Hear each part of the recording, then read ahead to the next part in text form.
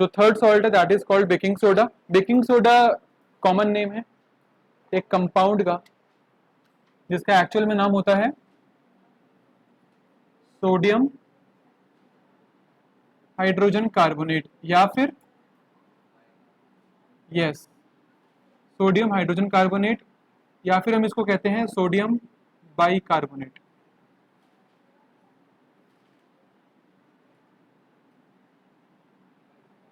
Formula होता है इसका NaHCO3। ठीक है, इसमें भी तीन चीजें पढ़नी है, इसका प्रिपरेशन पढ़ना है, इसकी प्रॉपर्टीज पढ़ने हैं और इसके यूजेस पढ़ने हैं। और एग्जामिनेशन पॉइंट ऑफ व्यू से मैं अगर बोलूं तो ये सॉल्ट सबसे ज्यादा इंपॉर्टेंट है, सबसे ज्यादा इंपॉर्टेंट, क्योंकि इसके यूजेस से बहुत सारे सवाल बनकर आते हैं। तीन यूजेस पढ़ने हैं, तीनों से सवाल बनकर आते हैं। ठीक है, तो सबसे पहले इसका प्रिपरेशन देख लें हम लोग। जैसे कि मैंने कहा था कि NaCl था, NaCl से हमने NaOH बनाया, ब्राइन सॉल्यूशन की मदद से हमने NaOH बनाया था। अब वही NaCl की मदद से ही हम बेकिंग सोडा भी बनाएंगे। तो NaCl की मदद से कैसे बनेगा इसका प्रिपरेशन देख लीजिए।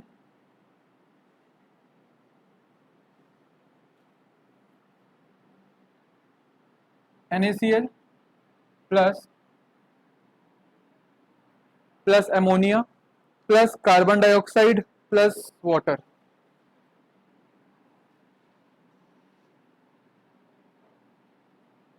This will give you sodium hydrogen carbonate with ammonium chloride।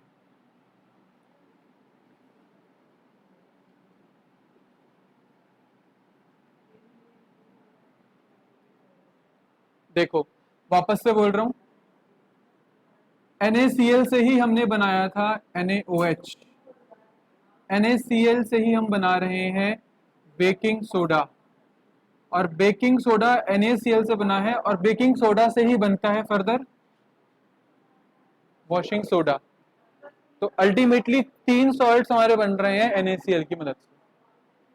ये समझ में आ रही है बात? NaCl plus NH3 plus CO2 plus H2O gives sodium hydrogen carbonate and NH4Cl। ये हो गया इसका प्रिपरेशन। आगे देखा जाए properties.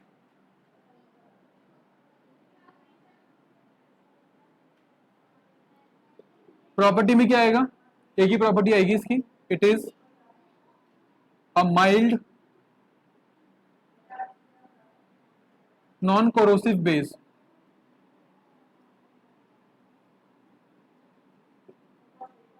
It is a mild non corrosive base. Mild यानी कि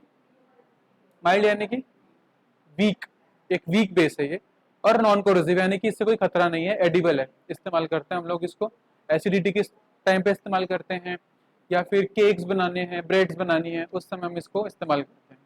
इसलिए नाम इसका बेकिंग सोडा है, क्योंकि आप बेक करने के लिए इस्तेमाल कर रहे हो उसको। कॉमन नेम इसका बेकिंग सोडा इसलिए रखा गया है क्योंकि आप इसको बेक करने के लिए इस्तेमाल कर रहे हो। क्या बेक करना है? Cake, breads. ठीक है, तो यही रहेगा इसका। प्लस ये एक एल्कली भी है, वाटर में डिसॉल्व हो जाता है, वाटर में सॉल्युबल है, तो it is alkaline in nature.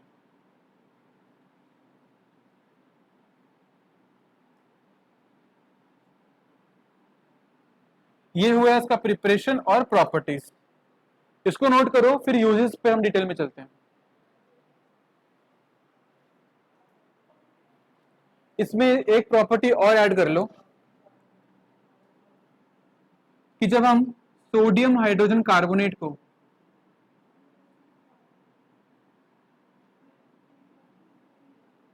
Heat करते हैं, it releases sodium carbonate plus CO2 plus H2O। it releases sodium carbonate plus CO2 plus H2O।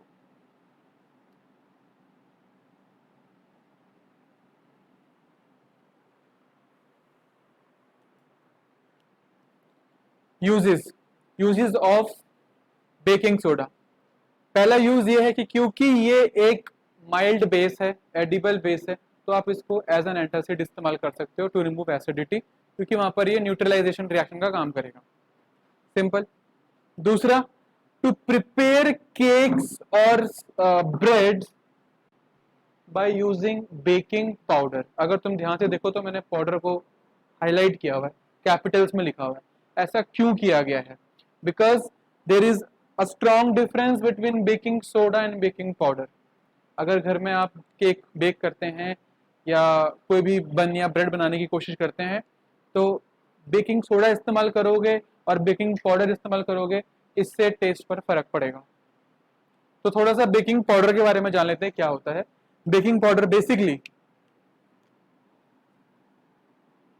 Powder एक मिक्सचर होता है। किसका मिक्सचर होता है?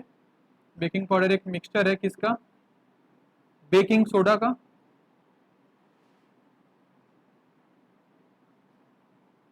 बेकिंग सोडा का और एक माइल्ड एडिबल एसिड। कोई भी एक एसिड ले लो, एडिबल एसिड, जैसे कि citric acid, we have tartaric acid also. अब बेकिंग पाउडर का इस्तेमाल किया जाता है केक्स और सैंडविचेस, सॉरी केक्स और ब्रेड्स के लिए, ना कि बेकिंग सोडा का। रीजन देखिए क्या है। अगर अगर तुम बेकिंग पाउडर इस्तेमाल करते हो तो क्या होता है, और बेकिंग सोडा इस्तेमाल करते हो तो क्या होता है? देखो, बेकिंग पाउडर जैसे मैंने बताया वो दोनों का मिक्सचर है। तो रिएक्शन क्या होती है, जब आपने एक डो तैयार कर लिया है, तो अच्छे से आपने मैदा भी ले लिया और क्रीम्स भी लगा ली और सब कुछ उसमें कोको पाउडर वगैरह जो भी लगता है अच्छे से फेंट लिया, तो बेकिंग सोडा इज NaHCO3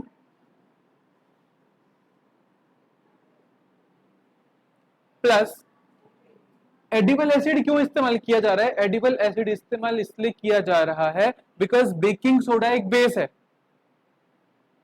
और अगर आप एक बेस का इस्तेमाल करोगे केक बनाने के लिए तो आपका जो केक है वो कड़वा बनेगा, because bases are bitter in taste, bases are bitter in taste. So that is why what we are doing, we are using a mild edible acid, ताकि उस एसिड का जो H प्लस आयंस हैं उनको हम इस्तेमाल कर सकें इसको न्यूट्रलाइज करने के लिए। तो आगे से ध्यान रखना कि जब भी केक बना रहे हो यूज बेकिंग पाउडर। और अगर अगर कई बार क्या होता है, बेकिंग पाउडर नहीं होता घर में, बेकिंग सोडा होता है या शॉपकीपर के पास बेकिंग सोडा ही है, तो कोई प्रॉब्लम नहीं है, बेकिंग सोडा ले आओ और कोई भी ऐसी चीज इस्तेमाल कर लो जिसमें एसिड हो, जैसे कि दही। दही में एसिड होता है तो आप दही का भी इस्तेमाल कर सकते हो, तो वो चीजें बैलेंस हो जाएंगी। समझ रहे मेरी बात? पर अगर सिर्फ और सिर्फ बेकिंग सोडा का इस्तेमाल करोगे तो तुम्हारा केक जो है वो कड़वा ही बनेगा, बिकॉज बेकिंग सोडा एक बेस है, bases are bitter in taste. तो उस बिटरनेस को तुमने न्यूट्रलाइज नहीं किया, कैंसिल आउट नहीं किया। और कैंसिल आउट हम कैसे कर रहे हैं उसको? एक एसिड का इस्तेमाल करके। तो या तो मार्केट से सीधा बेकिंग पाउडर इस्तेमाल कर लो, या फिर अगर घर में सिर्फ बेकिंग सोडा है तो उसके साथ कोई ऐसी चीज इस्तेमाल करो, ऐसा आइटम इस्तेमाल करो जिसमें एसिड होता है, ताकि वो एसिड इस बेस को न्यूट्रलाइज कर दे। दूसरा रीजन क्या होता है? जब इन दोनों के बीच में रिएक्शन होती है तो एक सॉल्ट तो बनता ही है, प्लस साथ में CO2 रिलीज होता है विद वाटर। साथ में CO2 रिलीज होता है विद वाटर। अब ये CO2 का बहुत इंपॉर्टेंट रोल है यहाँ पर। कोई मुझे बताएगा CO2 का कोई इंपॉर्टेंट रोल है? ना ना, हाँ है, यस। केक को फुलाने के लिए कार्बन डाइऑक्साइड की जरूरत पड़ती है। अगर आपका केक फ्लफी ही नहीं है, पत्थर जैसा बना, तो फिर क्या खा, कोई फायदा ही नहीं है केक बना। ऐसा लगेगा जल गया केक नीचे से, या फिर केक जो है बहुत हार्ड बना है। तो अगर कभी कभी केक जब घर में हम बनाने की कोशिश करते हैं बहुत हार्ड बन जाता है, बिस्किट टाइप का बन जाता है। बनाया मतलब तूने घर में, है ना, लॉकडाउन में बनाया होगा पक्का। तो इसलिए हम क्या करते हैं, बेकिंग पाउडर का इस्तेमाल करते हैं। बेकिंग पाउडर से दो काम हो रहे हैं हमारे। पहला काम क्या हो रहा है कि इसकी जो कड़वाहट है वो खत्म हो जा रही है, क्योंकि आप H प्लस आयंस का इस्तेमाल कर रहे हो, H प्लस आयंस इस एसिड से आ रहे हैं। दूसरा, इन दोनों के बीच में जो रिएक्शन हो रही है उससे कार्बन डाइऑक्साइड रिलीज हो रहा है। वो कार्बन डाइऑक्साइड उस डो के वॉल्स में फंस जाता है, उसको एस्केप करने की जगह नहीं मिलती, वहीं पे उस डो को फुला देता है। तुमने अगर कभी घर में केक बनाया होगा तो देखा होगा कि अगर जितना बर्तन में तुमने डो रखा हुआ है वो फूल के ऊपर आ जाता है। वो फुलावट किसकी वजह से आ रही है, वो स्पॉन्जी, वो फ्लफीनेस किसकी वजह से आ रही है, वो फ्लफीनेस आ रही है क्योंकि CO2 को जगह नहीं मिली तो उसने उस डो को ही फुला दिया। समझे मेरी बात? समझ गए ना? So that is why we use baking powder. और बेकिंग पाउडर बनी किस तरह है, बेकिंग सोडा से बन रहा है। तो ये पूरा यूज समझ में आया सभी के। एग्जाम में क्वेश्चन कैसे आता है मैं बताता हूँ। एग्जाम में क्वेश्चन आता है कि स्पॉन्जीनेस या फ्लफीनेस केक में लाने के लिए हम बेकिंग पाउडर का इस्तेमाल करें या बेकिंग सोडा का इस्तेमाल करें। आंसर क्या होगा? बेकिंग पाउडर होगा। ठीक है, और इसकी रिएक्शन आ जाएगी तुम्हारी यहाँ पर। फिर एक क्वेश्चन ये भी आता है कि व्हाट विल हैपन कि अगर आपने बेकिंग पाउडर इस्तेमाल ना करके बेकिंग सोडा इस्तेमाल कर लिया है, तो बेकिंग सोडा की वजह से क्या होगा? टेस्ट बिटर हो जाएगा और कार्बन डाइऑक्साइड भी कम रिलीज होती है। इस समय ये भी बताऊं, कार्बन डाइऑक्साइड भी कम रिलीज होती है, तो उसकी वजह से तुम्हारा केक जो है वो थोड़ा सा हार्ड बनेगा, फ्लफीनेस उसकी ओवर है। ठीक है, ट्राई करने के लिए कर सकते हो कभी घर में। सायुष तो करता रहता है। सायुष तेरे चैनल का नाम क्या? चैनल तो बता दे सबको अपना। बंद कर दिया? स्ट्राइक लग गया तेरे चैनल पे? तो फिर है पर पास्ता तो डाला था यार, इतना बढ़िया। सायुष का चैनल देखा ना, सायुष ने बहुत अच्छा पास्ता बनाया था। ठीक है भाई, खिलाया नहीं वो अलग बात है। चलिए, third third point, third use कहां आता है इसका? थर्ड यूज आता है, हम बेकिंग सोडा का इस्तेमाल करते हैं कहां पर? Soda acid type fire extinguisher.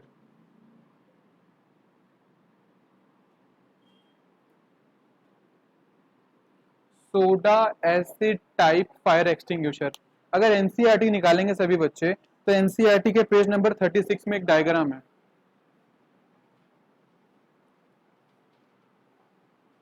36, ठीक है, देखिए जी क्या हो रहा है वहां पर। निकाले डायग्राम सभी ने, पेज नंबर 36। नीचे सॉल्यूशन है, सॉल्यूशन में क्या रखा हुआ है?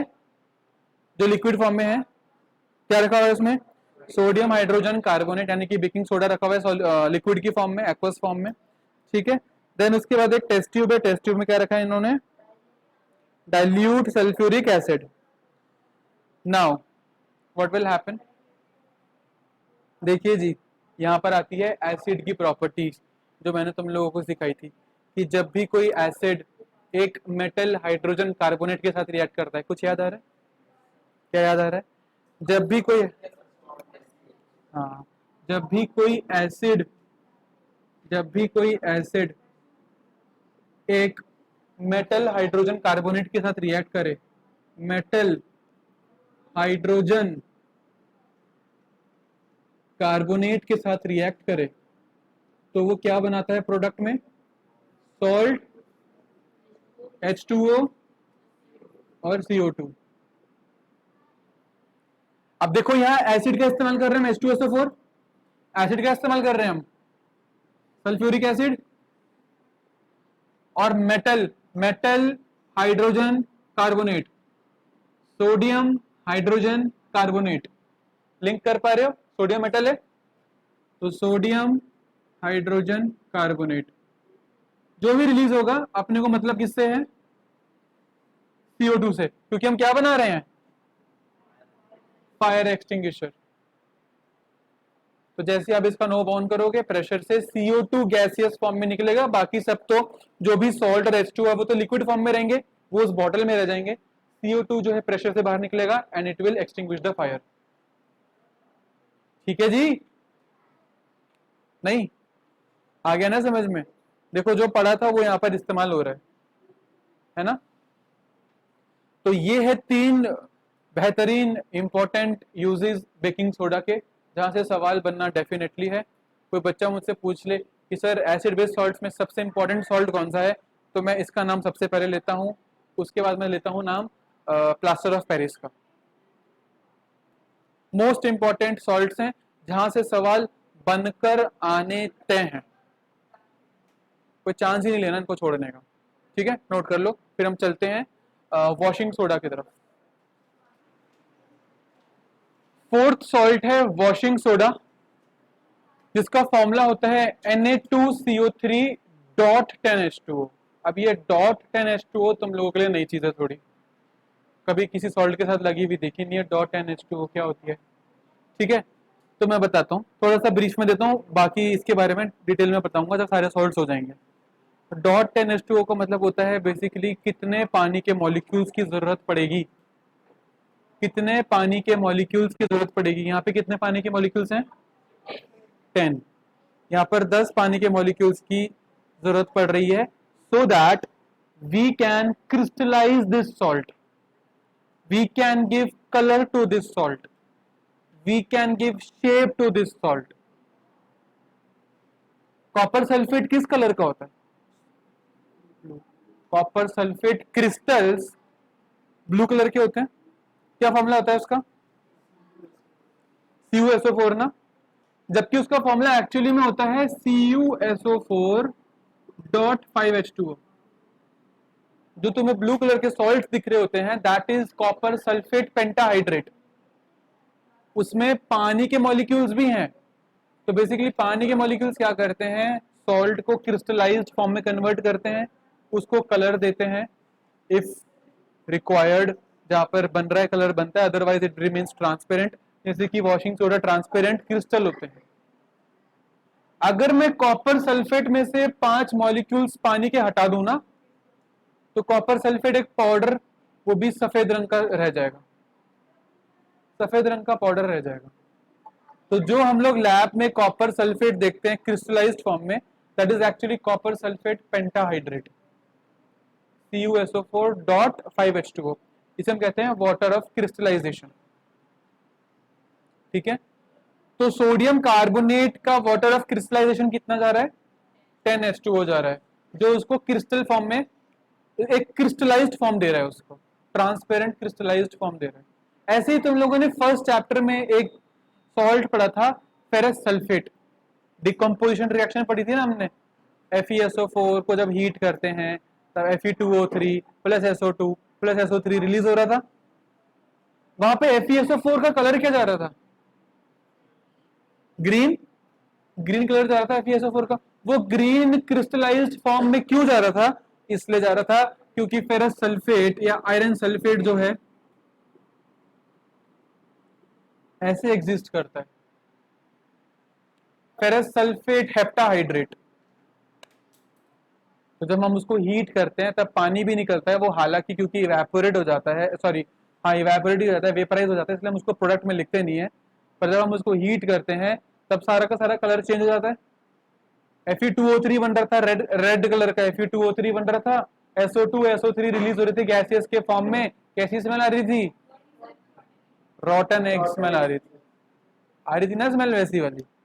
तो back to the topic, topic है हम लोगों का वॉशिंग सोडा, जिसको हम कहते हैं sodium carbonate decahydrate.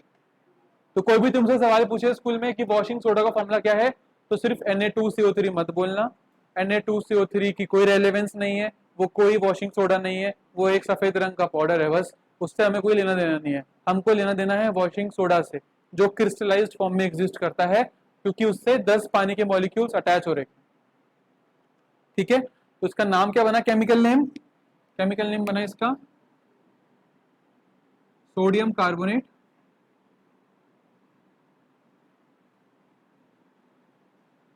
Decahydrate. Deka मतलब 10, 10 पानी के मॉलिक्यूल्स। जैसे मैंने कॉपर सल्फेट के साथ पेंटाहाइड्रेट लिखा था ना, पेंटा इसलिए क्योंकि 5 पानी के मॉलिक्यूल्स थे वहां पर, राइट। सबसे पहले इसके प्रिपरेशन पर आते हैं।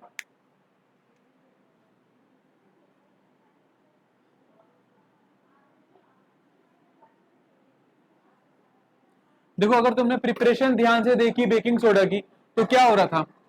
बेकिंग सोडा की प्रिपरेशन में हमने लिया था NaCl with ammonia with CO2 and water, और उसके प्रोडक्ट्स में क्या बनकर आ रहे थे?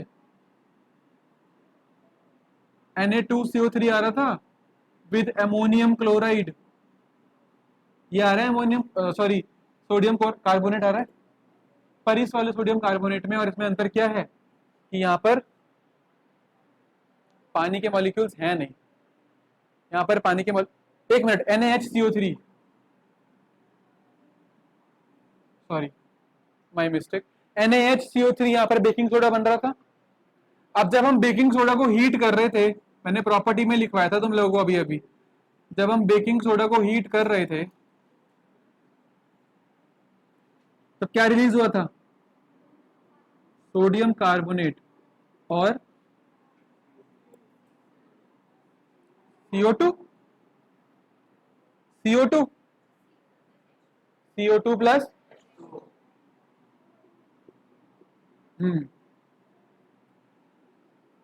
आ गया सोडियम कार्बोनेट, पूरी तरह नहीं आया है क्योंकि इसमें पानी नहीं है अभी।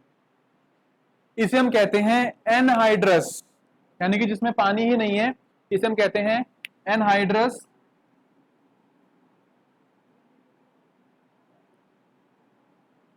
सोडियम कार्बोनेट, जिसमें पानी नहीं है। इसका एक और नाम है जिसे हम कहते हैं सोडा ऐश।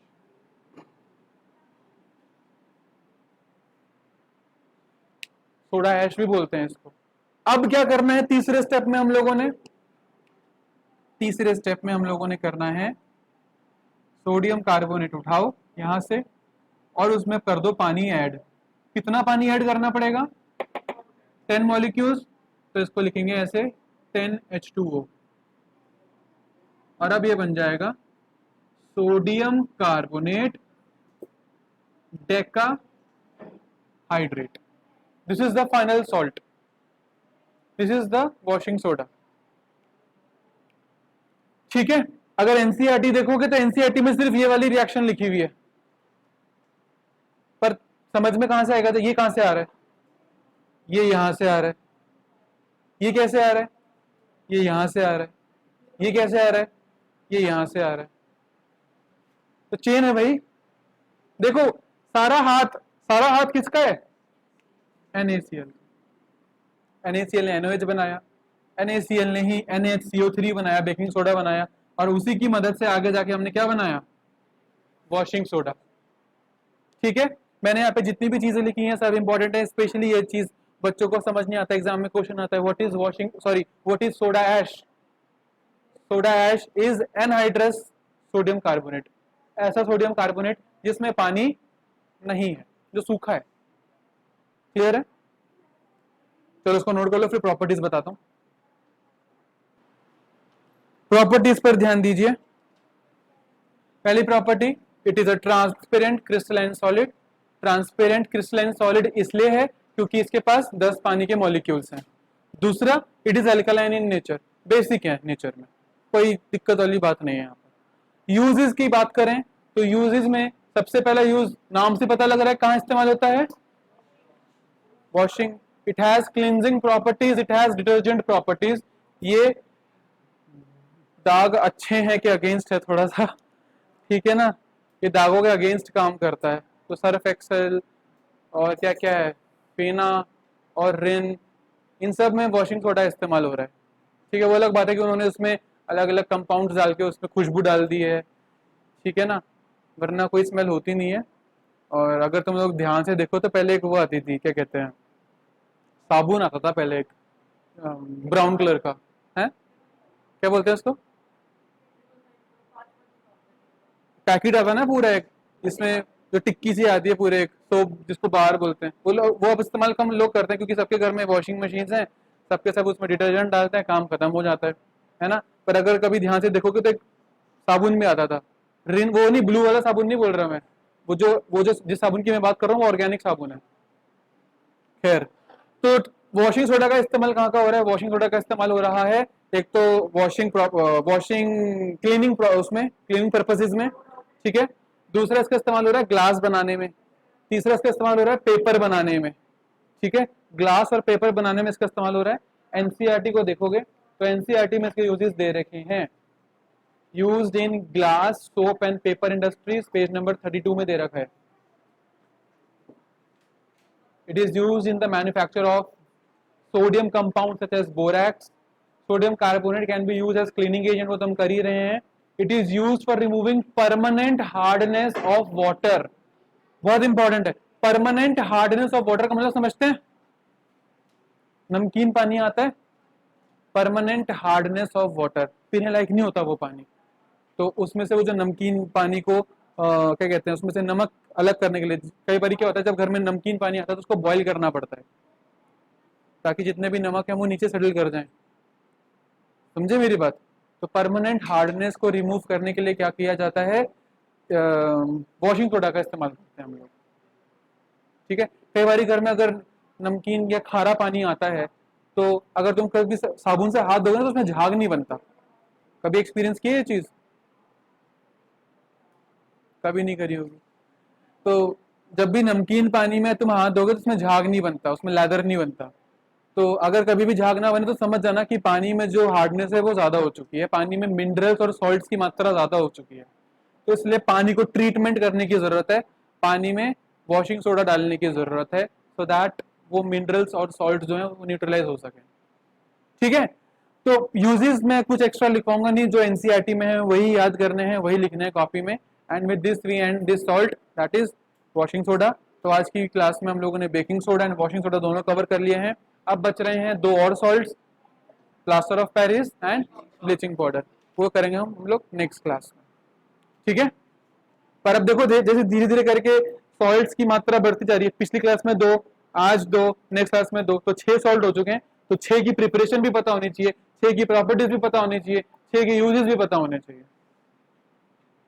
तो स्टेप बाय स्टेप करते रहोगे तो याद हो जाएगा सारा का सारा, पर आखिरी दिन के लिए छोड़ोगे फिर वही पूछोगे सर बेकिंग सोडा और ब्लीचिंग पाउडर करके चले जाऊं क्या? तो वो नौबत ना आए। आज समझ में आया है सबके, तो एग्जाम से एक दिन पहले और क्वेश्चन पेपर जब हाथ में आए तब भी समझ में आना चाहिए। ठीक है ना, क्योंकि अभी एसिड बेस खत्म होगा तो मेटल्स एंड नॉन मेटल्स शुरू होगा, उसमें तो रिएक्शंस ही रिएक्शंस हैं। तब क्या करोगे?